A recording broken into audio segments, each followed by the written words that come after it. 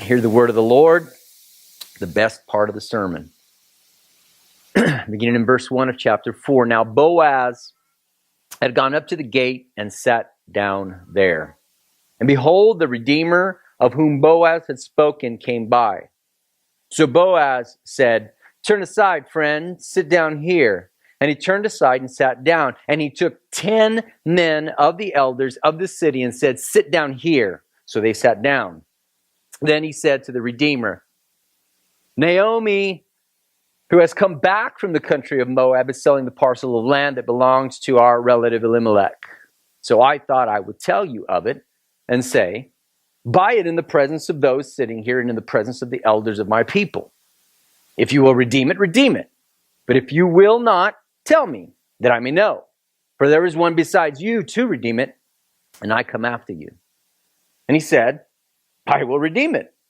Then Boaz said, "The day you buy the field from the hand of Naomi, you also acquire Ruth the Moabite, the widow of the dead, in order to perpetuate the name of the dead in his inheritance." Then the Redeemer said, "I cannot redeem it for myself, lest I impair my own inheritance. Take my right of redemption yourself, for I cannot redeem it." Now this was the custom in former times in Israel concerning redeeming and exchanging. To confirm a transaction, the one drew off his sandal and gave it to the other, and this was the manner of attesting in Israel. So when the Redeemer said to Boaz, "Buy it for yourself," he drew off his sandal. Then Boaz said to the elders and to all the people, "You are witnesses this day that I have bought from the hand of Naomi all that belonged to Elimelech and all that belonged to Chilion and to Mahlon. Also Ruth the Moabite, the widow of Mahlon, I have bought to be my wife, to perpetuate the name of the dead in his inheritance, that the name of the dead may not be cut off from among his brothers and from the gate of his native place. You are witnesses this day." Then all the people who were at the gate and the elders said, "We are witnesses.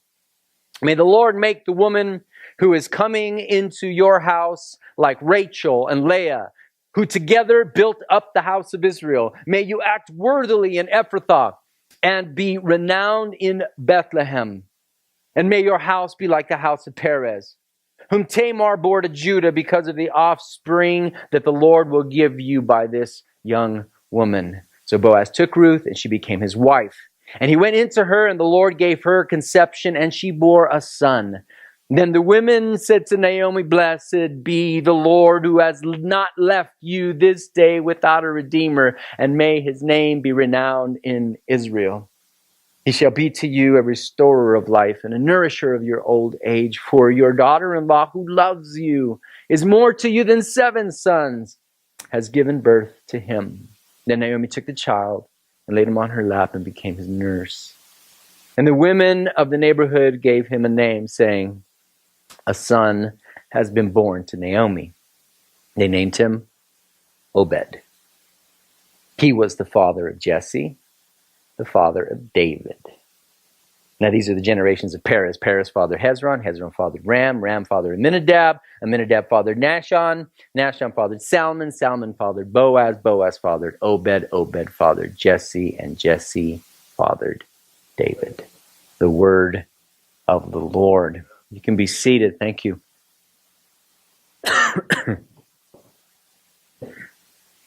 If you've been with us during all or any of the last 3 Sundays, you'll see that we've been together feeding upon the really rich book of Ruth that is truly a portrait of providence. And providence is, as we've seen, that God's deep and overruling involvement in the affairs of his creation, through which God brings about his determined, ordained conclusions, his ends, his goals. And we've been pointed time and time again to how God is not only provident and sovereign over the things we've seen in this story, things like harvests and death and wombs, and even over the choices of men and women. He rules over all of these things, but in his providence, his plan is always marching forward, unhindered, unthwarted, providing a path a way by which he'd bring the Redeemer and redemption, the redemption we need most. We've done our best to both gain the moral instructions from the lives of the people. We've seen some people do some very, very bad things, some very unwise things. We've seen some people do some very noble and very pious things, and there's much to be learned from there for sure. But most of all, my prayer has been, and our efforts have been, that we keep our eyes searching wider and further and higher, that we would see, again, the hero, the point of the story, and that's God, and the great lengths to which he has gone to bring about a most excellent redemption. And what God has done in and through the lives of this obscure handful of people from a little backwater town, this dusty little hamlet, it's truly remarkable. It was remarkable in the moment. I mean, there's moments that are surprising, that were surprising to the characters in the story. The way things are unfolding and happening around them, it's remarkable. It's a big deal even there, just from their perspective. But as we look at the unfolding of God's plans, all these millennia since, we see that it was even more than they could have ever imagined. And again, today we'll focus on the excellence of redemption in this story and how it points to an even more excellent redemption that is ours in Christ. We're using this word excellent today. We're going to use it a lot. We call a great many things excellent today. So many, in fact, that the word excellence in danger of being thrown onto the pile with all those other words that we have overused and just about emptied of their original meaning. Words like awesome and epic and phenomenal.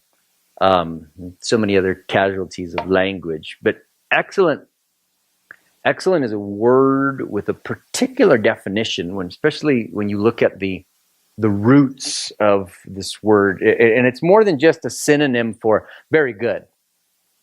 No, it means more than that. At its roots, it speaks of excelling, surpassing, outdoing, being truly outstanding in the truest sense of the word.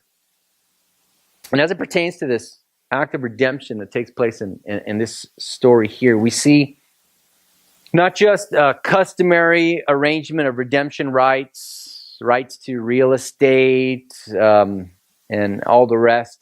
We see far more. Let's understand, as we talk about all of the things that have happened here, some of them really extraordinary, that land is being redeemed and that the further care of widows is being talked about. That's not extraordinary. This was everyday kind of business. This is how things got passed. It was through this process of redemption that God had set up in his word. But what's happening here, though it may appear at first very, very ordinary, very humdrum, just like a business transaction, we have very personal reasons. We have a vested interest in this being true. By the time the story comes to its conclusion, even the people witnessing this transaction, they know this is not like every other transaction. We see something happen at the end of this transaction that doesn't happen at every other transaction. We see the people of the city going bananas, shouting in the streets, proclaiming blessing upon what had just happened, waxing poetic and even prophetic in the things that the people say. While redemption arrangements happen often, this was truly excelling the rest. And even this passage serves only as a small foretaste, just a hint of a more excellent Redeemer and a more excellent redemption still to come. And as we'll see here, I think we'll see at least 4 aspects of this redemption that I think will prove it to be special, excellent, different, above and beyond any other transaction they had seen in the city gates in that time. And I pray that we'll see the high price of redemption. We'll see a proclamation of redemption. And then after the proclamation of redemption, we'll follow the story a little further and we'll see the produce of redemption. What is it that comes from redemption? And then we'll follow it down through the progeny of redemption. Thus far, we've seen a real need for rescue and restoration. We've seen how bad things can be. For a widow in those days, even under the best of conditions, outside of Israel and the law that God had given, a widow was left to her own. You still see hints of that in other countries. You see hints of that in other countries that we've been to. In India, you see widows as being left to one side, not just because they're not gainfully employed, not just because they're a liability more than an asset, but because if her husband died, there must be a certain amount of bad luck on her. And so a distance is kept. In fact, as much as they'd like to convince the public that it no longer takes place, there is still a practice among some Hindu sects during which if a woman's husband dies, he's cast onto a funeral pyre, his body is set on fire, and since she has exactly no more reason for living and no real value to society, she will be nothing more than a parasite on the village, she is obligated by law to cast herself onto the fire as well. Only in God's economy, only in God's heavenly representation, this small group of people here in this promised land were things to be somewhat different. He makes some sense of provision for them. We've seen Naomi and Ruth suffer loss and hardship now as widows. In the best of times, like we said, these struggles are heavy in every aspect. But then this was not the best of times. This was the time of the judges, the time when those laws that were set in place to care and to give justice and mercy to these kind of people, they were being ignored. But we've been marveling at God's providential care in bringing poor, old, widowed Naomi with her poor, widowed, migrant, barren, but godly daughter-in-law, Ruth, under the care of a remarkably pious man. I think he qualifies as being called excellent. Excelling those around him, the culture around him that asked for far less than he was giving. He wasn't measuring himself by his neighbors. Well, I might not have it all together, but I'm better than Joe at the office. He beats his wife. Well, I'm better than Mary down at the salon because she cheats on her husband. At least I'm doing a little bit better. His desire, his measuring stick, his goal was not just to meet up or to surpass the neighbors. His life was lived unto the glory of God. As we just sang about, his life was a hallelujah. And God brought these women under the care of such a man. Everything hints and points to a rescue here. Something's cooking. So far, there's no formal arrangements. It's just his field and their need and his generosity. And it's just happening day after day, week after week. Through the harvests, they've been taken care of. But now our expectations are beginning to swell. We got to chapter 3 and we see that there's now a deal in the works. There's hopes of something now more permanent here. And with our expectations being formed by movie romances, we find ourselves maybe secretly rooting for this available Boaz to get together with this available Ruth and just remedy the whole thing. That would just end the movie well. And even though we're told nothing of what they look like, they seem like a perfect match, huh? We couldn't call them a cute couple because we don't know what they look like. It's not a match made in Hollywood. There's something here beyond that. She may have been taller than him. She was certainly younger than him. But all the things that we think of that make a great couple, that they go out the window now. This is something totally, totally other. We are, by this point in the story, taken by the fact that they have each individually proven to be what the story terms worthy individuals. So we have these two quality people, people of strength and substance and character. And the potential of this match is not missed by Naomi, the mother-in-law, when she sent Ruth to Boaz in chapter 3, scandalous moments that we talked about last week, wherein the godliness and the propriety of each of these individuals, both of them, they won the battle over temptation, the temptation to act in sheer romance in the moment. I mean, it's the kind of stuff we love in movies, but does not please God. And they won out. And beyond what Naomi had imagined, Boaz and Ruth here had in mind a more excellent redemption than even Naomi had dreamt of. See, Naomi wanted Boaz to provide rest for Ruth. Remember, that was the whole premise behind it. Daughter, you got to have rest. You got to have care. You can't go on scavenging for your meals for the rest of your days. You need to be formally, officially under the committed care of someone else. She was worried about Ruth. Wanted her to have the carefree life of not worrying about where the next meal was coming from. And both Boaz and Ruth, they envisioned something better than just not worrying about the next meal.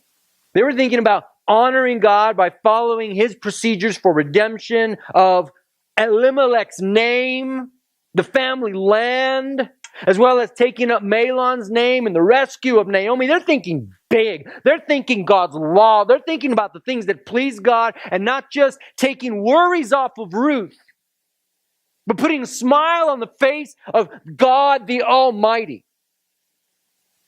And their project was much bigger than Naomi's project. Naomi just wanted to slather some perfume on Ruth and woo Boaz into a commitment. Boaz and Ruth, being of like hearts, both pointed towards God, said, there is in this an opportunity to honor God and bless a much larger group of people. Such selflessness is excellent. During that very tense threshing floor scene from chapter 3 last week, as she uncovers his feet, lays there, he wakes up and there's this girl in the darkness. Everyone else is asleep. Some of our hearts may have been saying, just kiss the girl. I mean, that's when it happens, right? All alone, sitting there, violins, just kiss the girl. Or just take her and run off into the sunset. Just go. Forget the law. If you start messing with the law, you could end up losing this girl. No. Boaz and Ruth together conspired not to run away, but conspired to glorify the Lord and bless many. When's the last time you conspired with someone to the glory of God? When's the last time you got with your spouse and said, how can we, by God's grace, looking at what He's given us in His Word, how can we most together glorify Him? Because in a couple who is bent on giving God glory, we realize first and foremost, that's the reason for the marriage. Because together we can give God more glory than we ever could have separately. And they conspire. How's that for a first date, huh? What'd you do on your first date? Never mind. Their first date is, how can we glorify God, protect the lineage, obey the law, set an example, go to our graves with clean hands and clean consciences?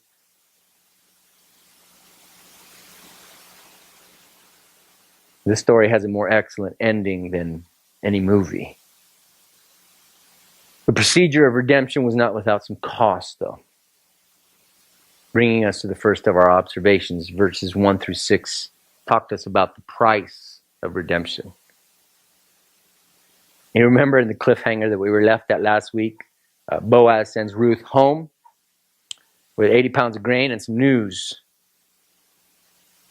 Some news for Naomi and was, I'm sure, news to Ruth. there's someone else that we need to deal with first. There's another member of our family who stands in line in front of me and has first dibs on whether or not he wants to rescue your husband's name and you. We know nothing of this new character. Even after chapter 4, we don't know a whole lot. Would he be like Boaz? Could he be like Boaz? Imagine what's going through Ruth's mind. Is there another guy like this anywhere? Now, the existence of kinship in this man, it's a complication for the storyline. It's a wrinkle in the story that we see forming so nicely between Ruth and Boaz here. To Ruth, were she just looking for a handout? This is nothing but good news. Cool. 2 guys. I've got 2 guys here who could potentially tell, I don't care. Your money's as good as your money. I don't care. You can almost hear her heart rooting for Boaz, though. She's not just looking at the potential of a handout. She's not just saying my odds just doubled at being kept. From her conversation with Naomi, it appears clear that she wanted to see Boaz come through. And now to Boaz.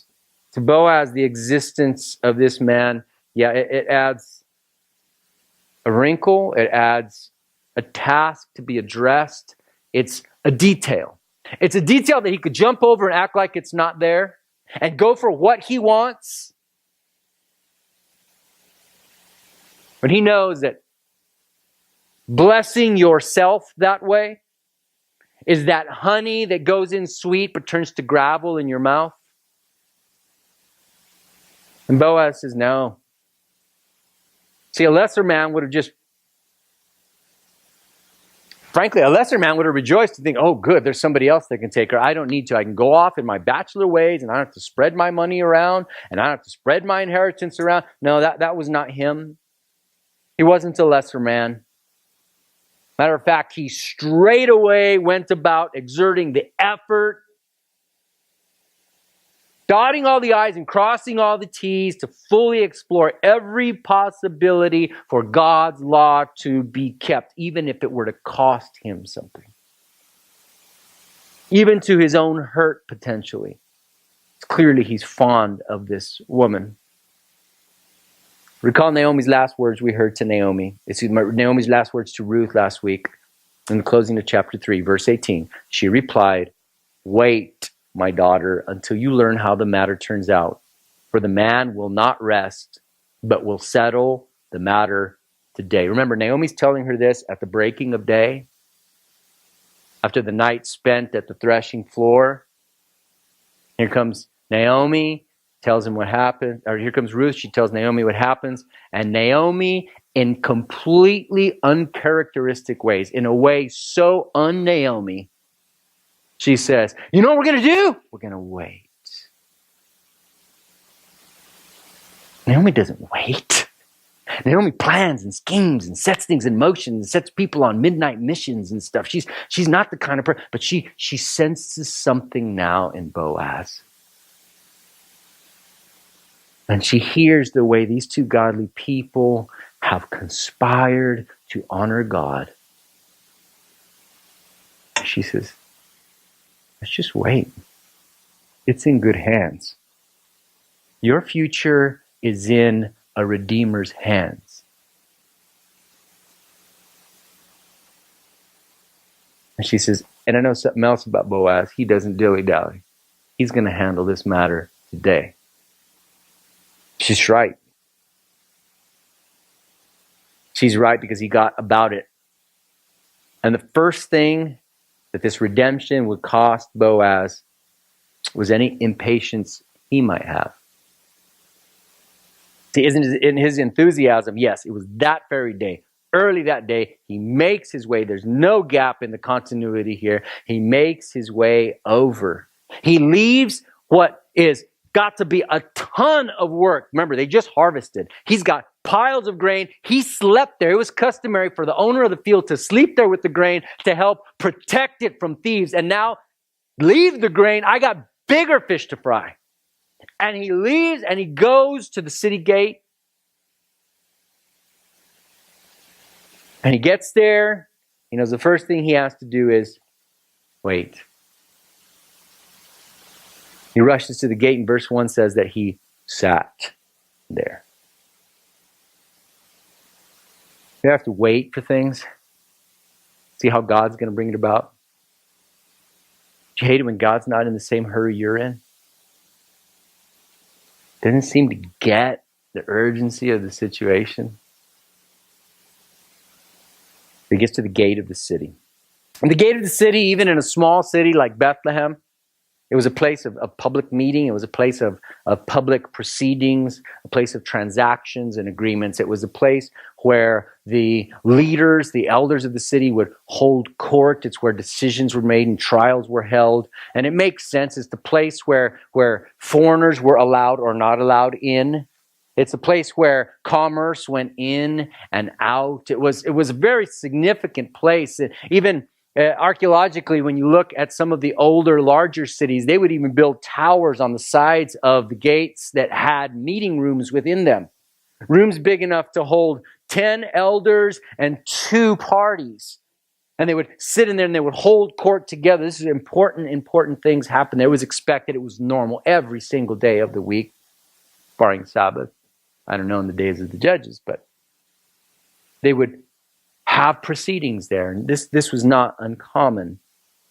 But he arrives at the right place for such a proceeding, and Boaz would just have to sit and wait for God knows, only God knows how long. But his providence would have it once again. God's already at work. And you can smell the eagerness of God to move forward here. Because the verse goes on to say, and behold, the Redeemer of whom Boaz had spoken came by. Remember behold? Remember perchance? Remember all these things that seem like happenstance and coincidence, and we're seeing by this point in their lives, and come on, by this point in your life, it cannot be chance. God has been at work. And here it is again. He's sitting. He needs to settle this issue. There is a worthy girl over there with a family that needs rescue and a heart in Boaz that wants to honor God. And he's got to sit. And behold, who comes walking by?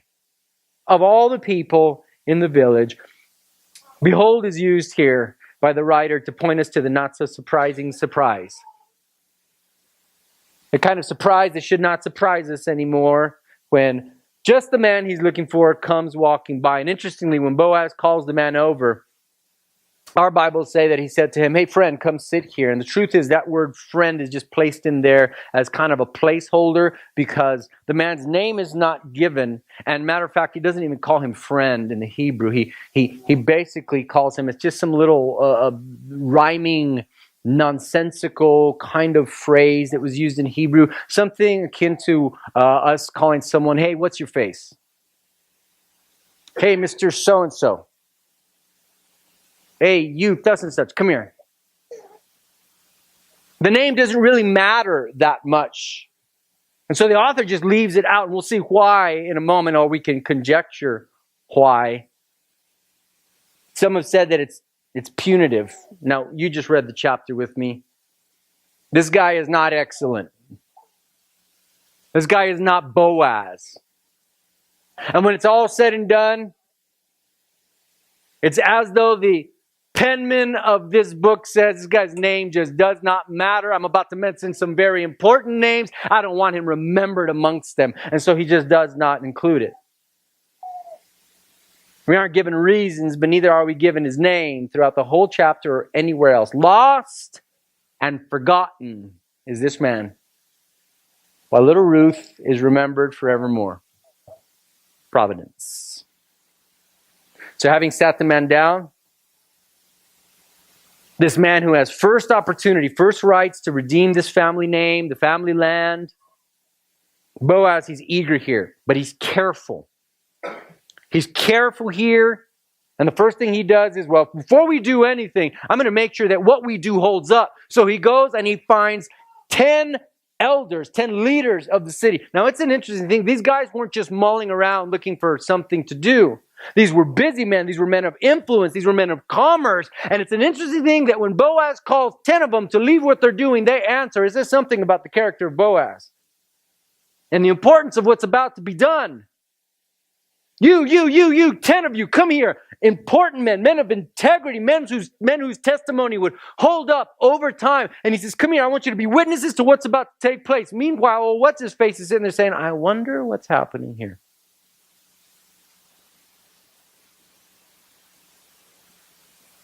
Again, Boaz has chosen not to ignore the law and run off with the girl. And he wants to make sure that the redemption of this family is completed and settled, fulfills the law, and that the redeemer of this family, whoever that may be, would be publicly held accountable to take good care of this family. He's going above and beyond. And we'll see that, as was so often the case, when you assemble 10 leaders for a decision, for some hearings, for proceedings that are about to take place, you were also inadvertently, you were gathering a much larger crowd because folks just said, hey, this is serious. And suddenly there's a huge crowd here. Something is about to happen. And once all were assembled for a proper meeting, Boaz presents old Mr. So-and-so with the situation. And he does it strategically and in two phases. First, let's talk about the land, then the issue of the widow Ruth, and by extension, Naomi. Now, we're not given all the details, but we are given some timelines that lead us to some things. Elimelech had likely lost the land before fleeing to Moab. And by the time he left, he had exhausted everything he had. But having been gone for so long, we know that a Jubilee year had taken place. And that was the year when all the land that had once belonged to a family goes back to that family. You could something like lease land from a family, but you couldn't buy it away from that family. And a Jubilee year having taken place, is most likely that Naomi only held the land in a kind of a custodial way, because she, as a widow and a woman, she was not allowed to own the land in and of herself. If it was a situation wherein there were no male heirs, then sometimes a woman could inherit, but this was not that situation. So she's now in the temporary custody of this land. And the word selling in verse 3, that's used very broadly in the Old Testament. It doesn't mean an exchange of money the way we exclusively use sell. Sell means some kind of a transaction, something for something, in terms of monetary transaction. But in verse 3 and in many other places in Scripture, it's just a transfer of rights to buy the land. This is not the purchase of the land. It's just the rights to buy the land. It's like, for example, when the Scriptures say that the Lord sold the people into slavery, there's no change of money there. It just means he relinquished them. Otherwise, Naomi could have just cashed out the land and lived off the money, and the story's over about 2 chapters ago. No, she didn't sell it because she couldn't sell it. The land needed to be redeemed by someone in the family, and there was a pecking order, hence this meeting. So upon hearing about the land, here's this guy who was probably in the middle of doing some kind of agricultural business when they called him to this meeting, and he says, "What? It's my lucky day." By the way, Boaz pitches it to him. He says, "Hey, I've got a real estate deal I want to talk to you about. This land has come up available, or at least the rights to redeem it, to purchase it." He says, "What do you think? You're actually first in line."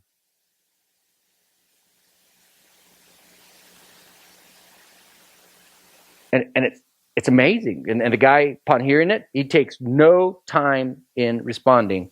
"I will redeem it."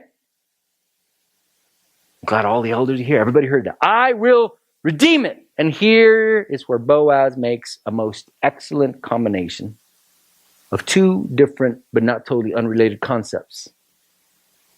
See, again, Boaz is not looking for the bare minimums of what must be done. You know that thing in our heart that says, how much sin can I get away with and still get into the back door of heaven? Boaz's heart was searching out, how can I most fulfill the heart of God reflected to us in the law of God? And he combines two different concepts. He says that to this man, he says that to redeem the land is to say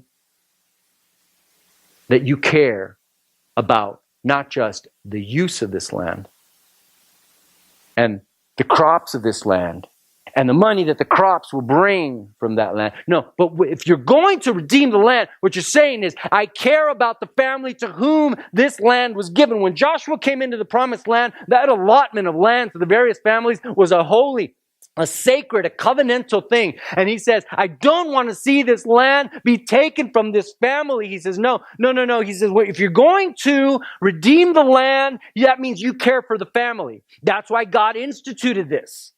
And if you care for the family, well, there's an opportunity for some more care here than just taking their land. He says, you'll care as well for the family line. The widow of Elimelech's heir should be taken in as well. See, what Boaz does here, he combines the law of redemption with the levirate law of marriage. Law of redemption says that when land or even a person is lost to slavery or indentured servitude of some kind, or the land gets sold off to somebody else until the next Jubilee year, I mean, somebody from that family has the right to come, and that person has no right to deny them the buying back of that land to bring it back into the family. This is what God gave to us. That's the law of redeeming land and people. To buy someone who had sold themselves into slavery, a kinsman redeemer could come and say, no, you must let that person go to me. And he'd buy them out of that. But then there's this other law of levirate marriage that we talked about before, wherein if a man dies not having produced a male heir, and he has a brother, the brother is to take his brother's widowed wife and to raise children unto his brother's name. That's as far as the law goes. It's called the levirate law. It's from a Latin word that means brother-in-law. So it only goes as far as the brother-in-law. But Boaz looks at this and says, it is God laying out a picture of his care. And if God cares for the family, and the heart of God is that these families not disappear from the blessed lineage of his people, why should we stop it at the brother-in-law? Neither of these were her brother-in-law. But Boaz says, no, let's be excellent here. If the heart of God is to take care of widows and to propagate this family line, he says, why would we stop on some technicality? It's a lesser heart that says, give me the minimum. It's a godly heart that says, herein lies an opportunity to glorify God and bless this family and keep our people going. Boaz is excellent. And whereas Mr. So-and-so didn't have to think twice about, hey, there's some land available, I'll buy it. Once Boaz brings up to him the notion of taking in Ruth, and by extension Naomi, he begins to do the math. And he changes his tune right away when he realizes that he would have the responsibility of taking care of 2 more mouths to feed. One of them is of childbearing age. Never mind the fact that she's been barren all these years. All I need is for her to get pregnant. And now I've got another heir in the mix. And the pie gets sliced up differently now. It doesn't tell us, and I just have to think, and maybe there's a couple amens from the brothers out there, that maybe one of his other considerations is, what is my current wife going to think?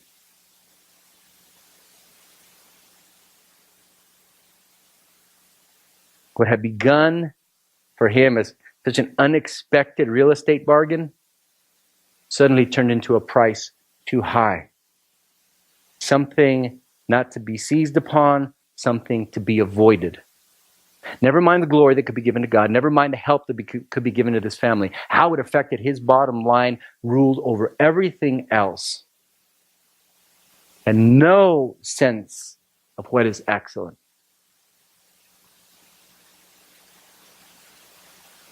What this man realized is the truth that Boaz had already gladly come to terms with.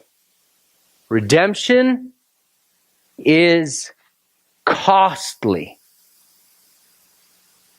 Redemption has in it no boon for the redeemer, only for the redeemed. When redemption takes place, it is a one-sided bargain. We call it a ripoff.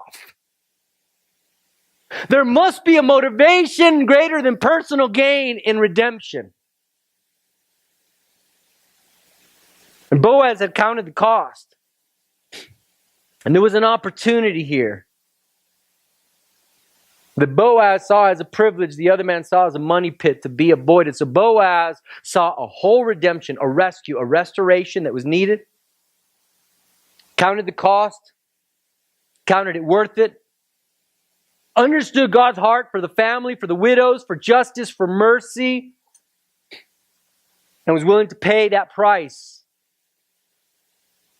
And Boaz initially picked up more in the liability column than he did in the asset column.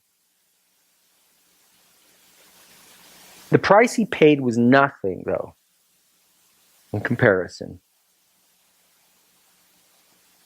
But the most excellent Redeemer paid for us in a more excellent redemption. We sing of Jesus as my Redeemer. We sang lyrics today about our redemption. Understand what that means. It's what Paul refers to when he says, I'm no longer mine. You're no longer your own. We are purchased. We are bought with the price. And price is the highest price of all. Jesus paid for our redemption, our rescue, at the cost of his sinless life, taking our punishment for our rebellions. And what he did got for him you, me, us. And he got for us him. A more lopsided transaction has never taken place. But with greater eagerness and greater attention to detail than Boaz shows here this day, Jesus Christ lived every day of his earthly life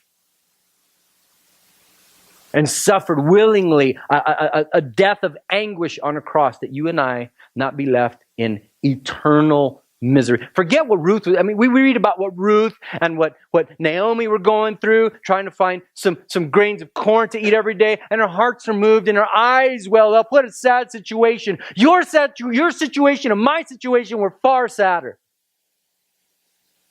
We were not just starved in our stomachs, we were bankrupt in our souls. And a Redeemer came. Like Mr. So-and-so, who seemed so promising at first, who seemed like he could possibly be the answer, like Mr. So-and-so, a lot of false redeemers have come our way, amen? Things like money and fame, a new boyfriend, a new girlfriend, a new start, a new city, a new career move. All these things were going to make all the difference, right? Until push came to shove. And the price of your redemption was something far beyond their budget.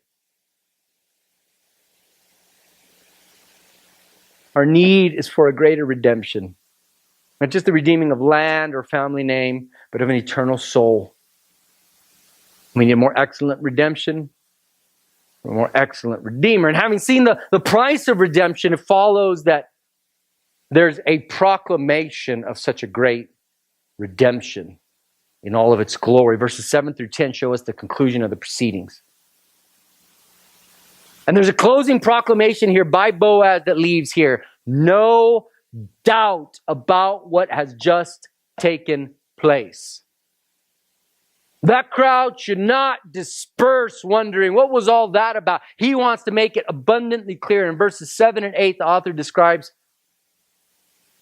for the readers, even his readers back then, a custom that was apparently not still ongoing in the days that he wrote this. He says, listen, way back in the day of the judges, in the day of this redemption proceeding, he says that the deal was sealed when one party took off their sandal and handed it to the other. That closed it. That was proof. In this case, Mr. What's-His-Face, he limps off into the sunset with one sandal, feeling like he dodged the bullet. Feeling like he somehow evaded and avoided what could have been a really bad situation for him and for his money and for his family and for his marriage and for his lineage and for the inheritance he was going to leave his. He feels like, wow, that was worth the sandal. And you hang on to that sandal in case anybody asks you, did I go for the deal? I did not go for the deal. And he limps off into oblivion. Because he came upon a price too high. It's here where Boaz not only holds true to his commitment to redeem, but he wants the issue to be clearly settled in the eyes of all and the ears of all. He holds the sandal now, and he holds every right before God to do so. He proclaims to every listening ear what his commitment is, unafraid to be held, not only unafraid, he's enlisting the whole community. Hold me accountable to this high commitment I'm making. Hold me accountable. I am not ashamed of what I'm doing, and I am fully committed to it. We do best to quote Boaz directly here, verse 9. Then Boaz said to the elders and all the people, you are witnesses this day that I have bought from the hand of Naomi all that belonged to Elimelech and all that belonged to Chilion and to Mahlon. Also Ruth the Moabite, the widow of Mahlon, I have bought to be my wife to perpetuate the name of the dead in his inheritance, that the name of the dead may not be cut off from among his brothers and from the gate of his native place. You are witnesses this day. Interesting fact here, the Hebrew language, the ancient Hebrew language didn't have a word for, of all things, yes. So the crowd just answers, witness, be my witness, witness. And they commit themselves in that proclamation. We don't understand so many of these concepts anymore. You ever been invited to a wedding? You showed up to see what she was wearing or what they're going to serve afterward. In the old days, if you were called to witness a wedding, you were enlisted into a covenant arrangement.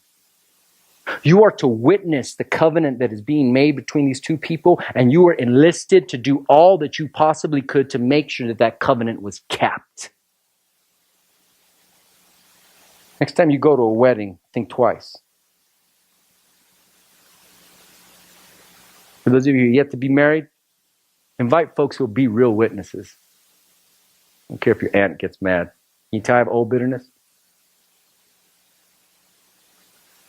So he says, be my witnesses. Witness. I bought it all. Whatever comes with it.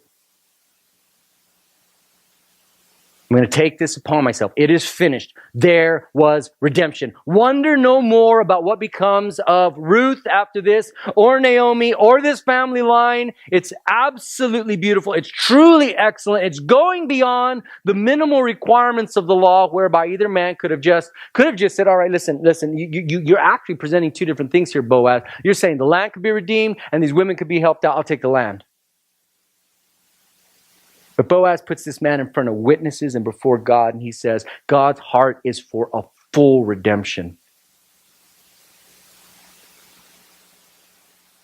Boaz offers a more complete redemption, the redemption that God had in mind. When the principles of redemption and Levirate marriage were put forth, it's beautiful. But you know what? As settled as it was, as strong as the proclamation was, as ironclad as it was with all of those witnesses, with all of that said, it was still fragile. Because it's a human covenant. Boaz, he could still go broke and lose the land. Boaz was still just a man. He could and one day would die. For all his proclaiming and all the witnesses he had, this ends at his death. All of this leaves us rejoicing. He redeems them. He makes it official. And don't miss it. Don't miss it. This was not just him being kind to Ruth because she had somehow caught his heart and he said, oh, I'd do anything to have her. He's taking it all on, including Naomi. This is a redemption not just of Ruth, but of Naomi. And don't miss this. Here comes a redeemer. And by the time the story's over, he has redeemed a Gentile woman and a Jewish woman who's been unfaithful. Don't you see Jesus? Don't you see Jesus coming unto people of every nation and tribe and tongue, the Jews who had been unfaithful to him? He is their Lord. And to all the nations of the earth, those Moabites like you and I are, there is a Redeemer for us as well. And a more excellent redemption. Jesus here. He comes and he makes a better proclamation than even Boaz did. That's a powerful speech. I mean, that is setting himself up. Make no mistake, not him. I am going to be the Redeemer. But Jesus makes an even more bold and thunderous proclamation about you and about me. And it's louder and better than all of the false proclamations that have been made. All of those promises to take care and redeem you and me by those things we spoke about, fame and fortune, career and education. Only Jesus truly and finally redeems and gives us what our soul so deeply needs.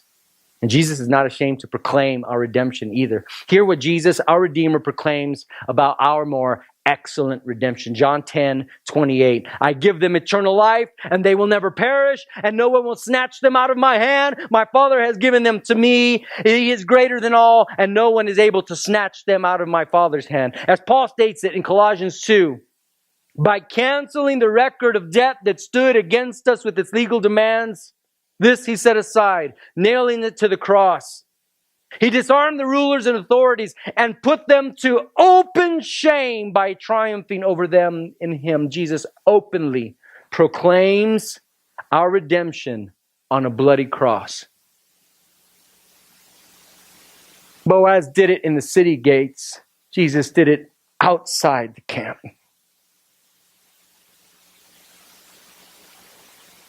That redemption was not cheap. But Boaz paid.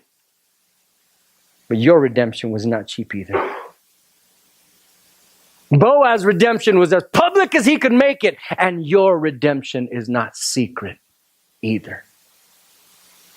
Jesus is not ashamed of having redeemed you and me, and nor should we be of having been redeemed. I guarantee you that Ruth could not wait to tell the next person she ran into, oh yeah, I'm the new Miss Boaz. Save my sorry soul from scavenging grain. Look at me now. I'm kept, I'm blessed, I'm his. Oh, that we would walk out today the same way. And just as one would expect, such a redemption brings an excellent fruit. That is, there are beautiful blessings that flow from an excellent redemption like ours. The produce or the products of redemption are various and they're beautiful. And there's the ones that we see, the very low-hanging fruit. Boaz, he's blessed with the wonderful, worthy Ruth. Ruth is blessed with a worthy Boaz and the joy of a godly home like she had never known. Think about it. She's brought into a home where Jehovah is Lord. She was born into a Moabite home where there were many gods, chief among them Chemosh, miserable abomination of the Moabites. From there, she goes into the home of a bunch of backslidden Jews who live completely against the law that God saved them unto. And for the first time, she's in a godly home, where what is preached on the Sabbath is lived all week long. Not the hypocrisy she had seen under Elimelech and Naomi, Not the hypocrisy that she had lived with under Mahlon, her husband, and her brother-in-law, Chilion. Not that whole mess of saying one thing and doing another. No. Now she lives with Boaz, and she's seeing what she always suspected in her newly regenerate heart. The God who gives life gives strength to live that life. And in Boaz, she comes to see that as true. Naomi, well, she finds the rest that she never even had when Elimelech was alive.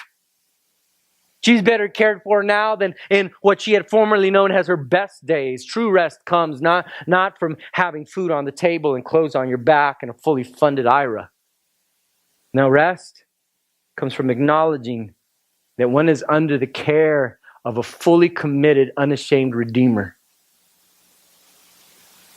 And beyond the blessings that befall this little but very important family, God's covenant people are encouraged here.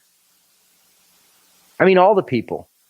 I mean, the people in the gate. I mean, the people who lived in the time of the judges in the land of Judea, in the town of Bethlehem, where they were ignoring God's word. All of a sudden, this couple brought together, proclaiming true and better redemption. All of a sudden, they're moved in their hearts and they begin to speak and bless. And as we mentioned, prophesy.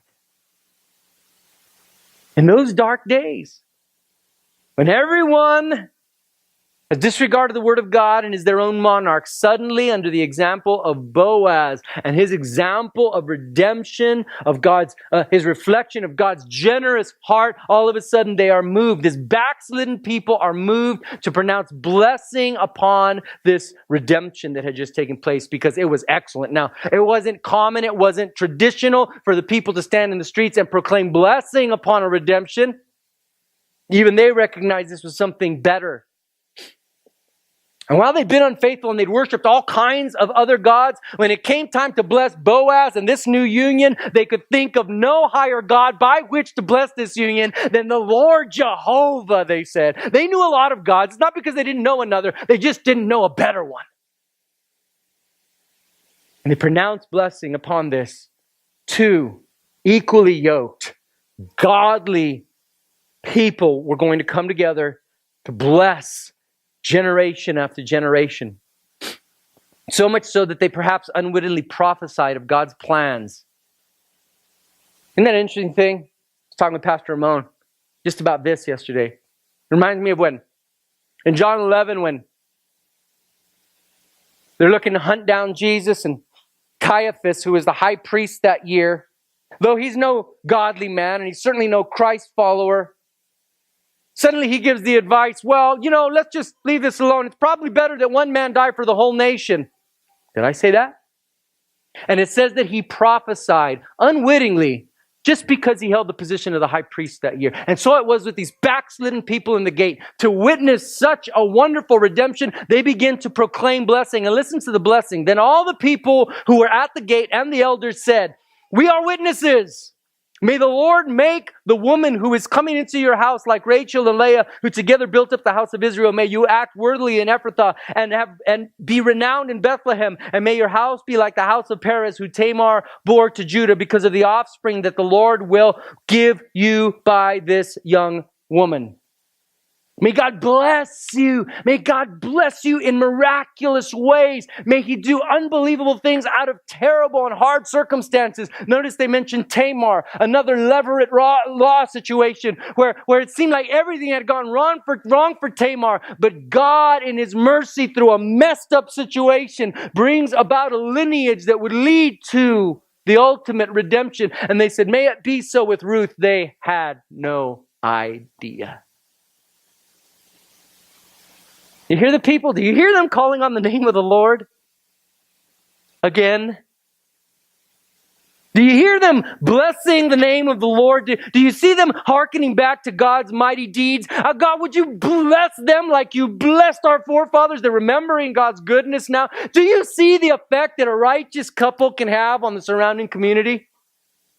They lit a revival in the gates that day because they were godly and because Boaz stood up and gave a more excellent redemption to this woman. And it sets on fire the backslidden hearts of everybody else around them. And they're calling on the name of the Lord again. And they're pronouncing blessing and they're remembering his past faithfulness. Do you see what happens when a home is godly?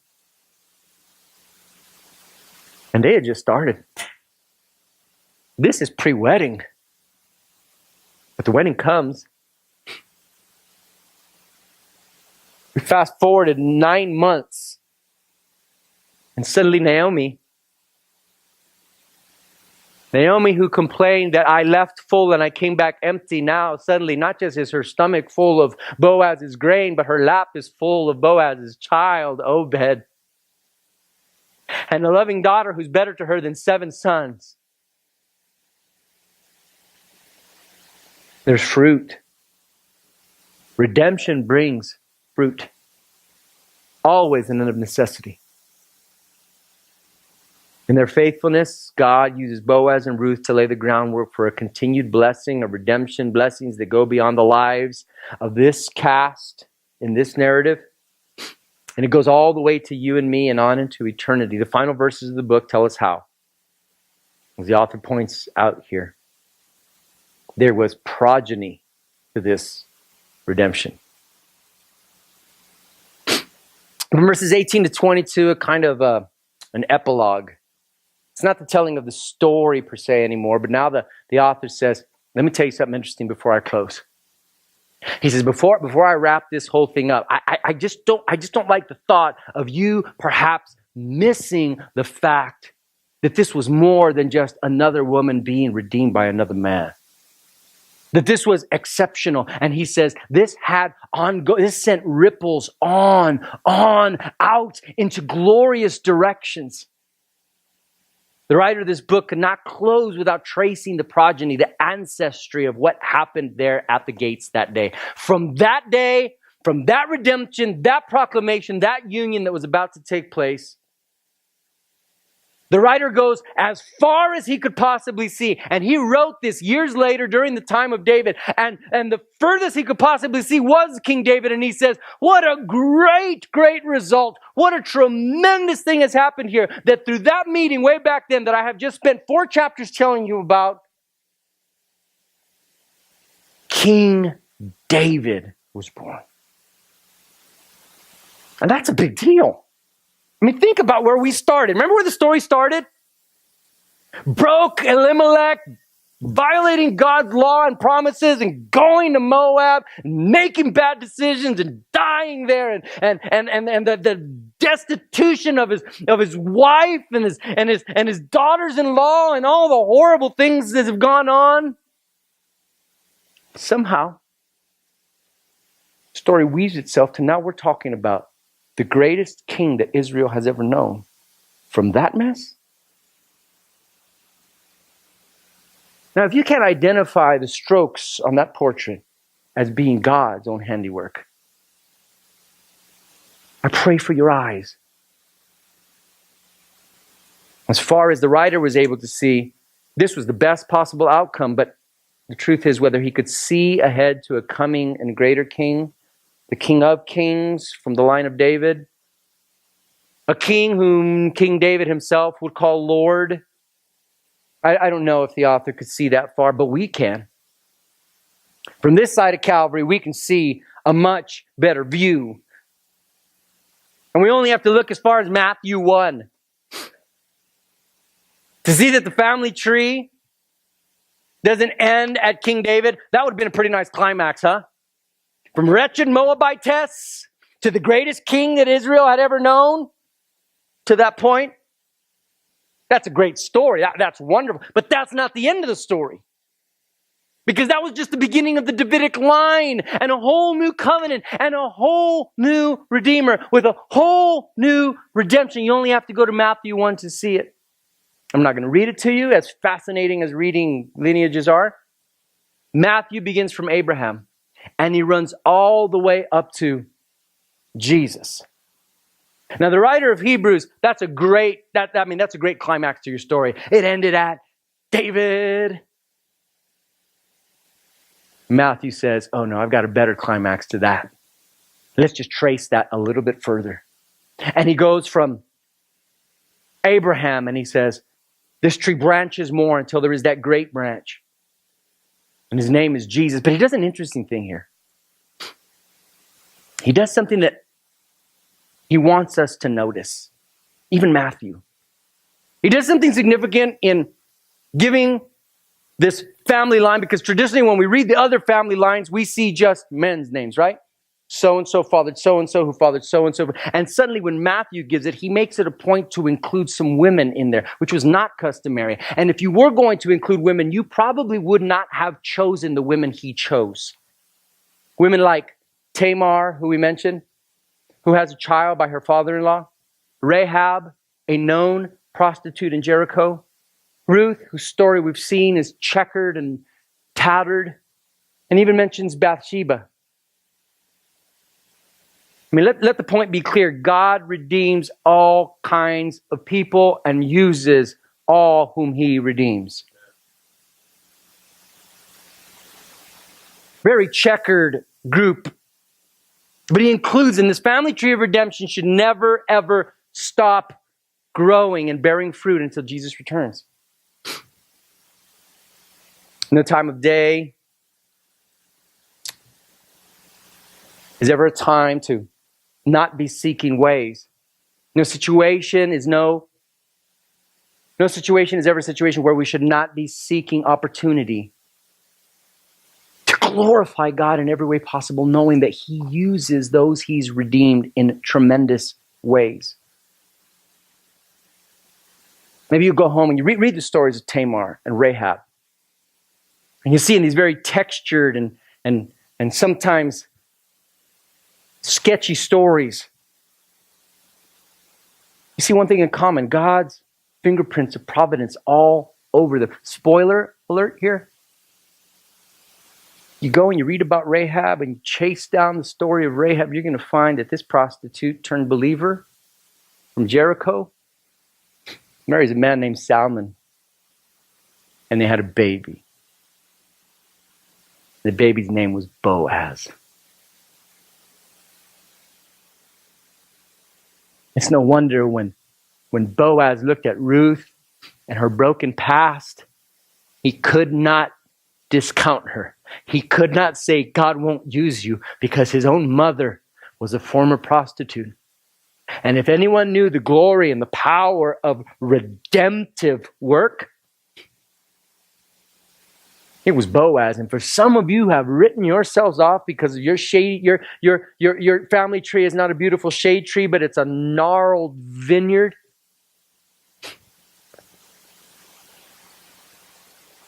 I invite you to look at what God does. When he redeems, he makes things new. This has not been over the last few weeks. It's not Naomi's story. It's not Ruth's story. It's not even Boaz's story. It's God's story. For God's glory. And his glory for all he's done and still does in redeeming the most unlikely characters. And just like I'm concerned for those who think that your background, your past mistakes, sins committed against you, just like I'm worried about you thinking that God can't use you, he can't redeem you, he can't do something great through you, I'm also worried, probably more so worried about those who think that you do qualify. That your record is so squeaky clean, that God would be blessed to have you in the lineage of his great work.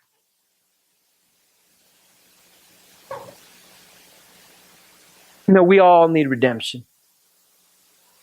And the cast of this great story, it's still growing. The cast of unlikely characters that God uses in great ways, it's not a finished work yet. The cast is still growing. And the question is, won't you be a part? Young person, won't you be a part? Older person, when did you stop being a part? Won't you be a part of what an excellent redemption can bring about? Be used in God's providential plan settled in the heavenlies as sure can be. It takes humility to admit a need for redemption. It takes faith to trust Jesus as a redeemer, to trust him in ways that no one else deserves.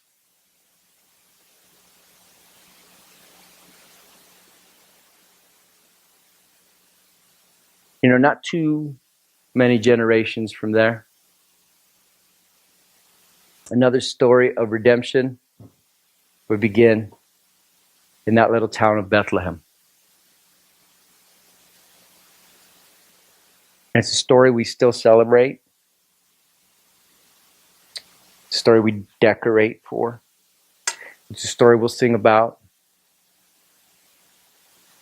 It's a story that'll have something to do with us buying gifts and cooking meals.